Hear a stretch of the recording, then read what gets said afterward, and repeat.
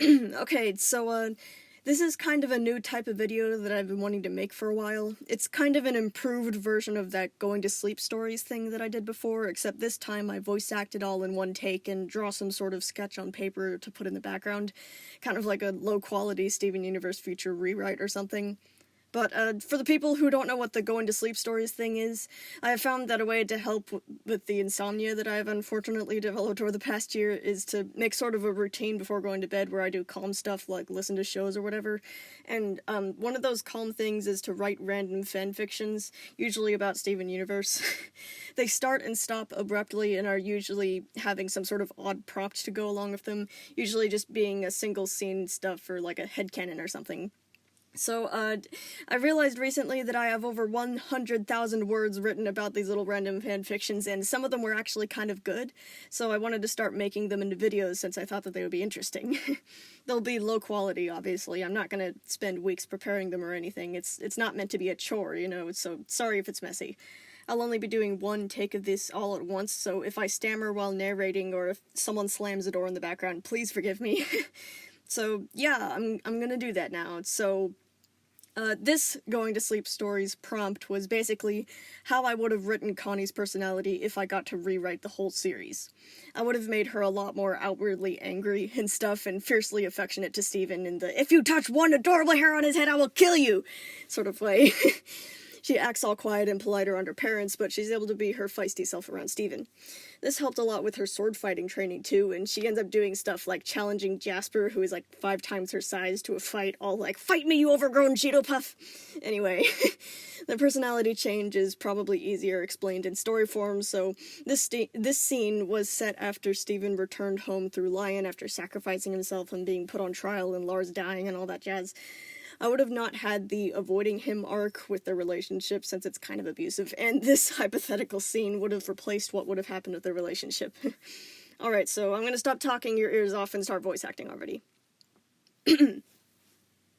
Connie's entire brain felt like it was engulfed in flames.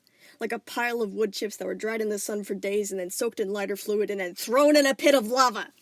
The burning, tearing emotions were incinerating her as she ran and ran and ran down the beach, kicking up sand behind her, hearing the sirens from town and ignoring them completely because she was about to give a very special someone a piece of her mind. Connie tripped over some stupid stick or shell or something and tumbled into a fall, which did not improve her mood. She spat out sand and kicked back off into a sprint, the tears in her eyes being very unhelpful and making it hard to see if she would trip on nothing again. A cozy beach house underneath a looming stone carving of a giant 8-armed woman appeared in the night's gloom, the fury giving her power to shoot up the porch stairs with the speed of a rocket, skipping 3 steps at a time. "Oh, my stars, Steven!" she choked out, her voice all strained and torn up. "Steven, I swear I'm going to strangle you and squash you and then stab the squashed mess and then throw it in a blender!" She had exploded through the screen door with the force of an atom bomb, her eyes locking onto their target. Garnet, Amethyst, Pearl, and Greg were all hunkered on the couch, surrounding a small, trembling figure. Steven.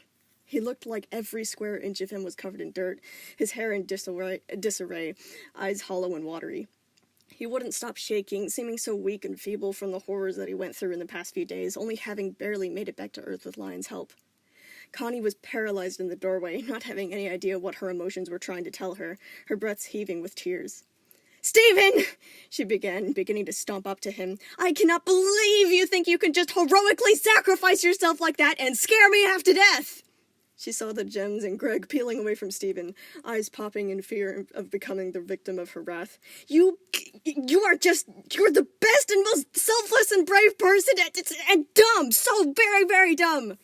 Her words were tangling up in each other, all out of order, her thoughts a storming mess of grieving outrage. You can't just go off thinking you're some bargaining chip! Not on my watch, mister! Not my Steven! She felt everything sliding and banging and collapsing all at once like a crumbling tower, until she just fell forwards towards him and smothered him into a tight, desperate hug, bursting into tears, repeating, "Not my Steven! Not my Steven!" Steven was hugging her back, trying to hush her, knowing what all this meant. "It's okay, Connie. I'm okay. I missed you too." She could feel him quivering, so wary, having come so close to death. What is wrong with you, you amazing person? Connie sobbed, squeezing him even tighter. How dare you almost die? Oh, my stars, I almost lost you, Stephen. You're the only Stephen I have. Her words kept on spilling out, enraged and terrified and sad all the same. My Stephen is not allowed to do any more heroic things, okay? She was holding his face now, and knowing that her own was drenched with tears. No more heroic things! He nodded, repeating, no more heroic things. His big brown eyes and his adorable face were getting all mushy and loving and happy, somehow through all of this, just so grateful to be alive, grateful that she was yelling at him even. I cannot lose you again, Connie repeated, each syllable sharp as a dagger. Never, ever do that again. Never, or I will kill you. I won't, Stephen sniffed, tears still flowing full force. He was smiling now in his big, goofy, smiley way, and Connie felt her entire being melting because of it.